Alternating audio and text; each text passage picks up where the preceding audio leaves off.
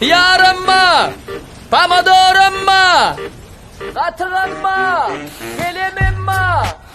Soğanın mı? Katığın mı? Katığın mı? Diyar mı? Petruşkamın mı? Yumurtkamın mı?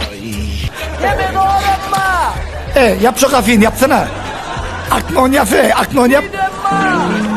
Ne genç şu katı koray juvanç alaydınız yok değil mi al gencene katı katık. Neyle? Katığın mı? Katığın mı? Acaydı. Yatırım mı? Artık yerini kıyırtırma da o. Neme giriyorsun ha? Benim bu zatlamı satmalarına. Gayle nerede? İyice almalılar o. Abarot deyip nabarot bakıyorum.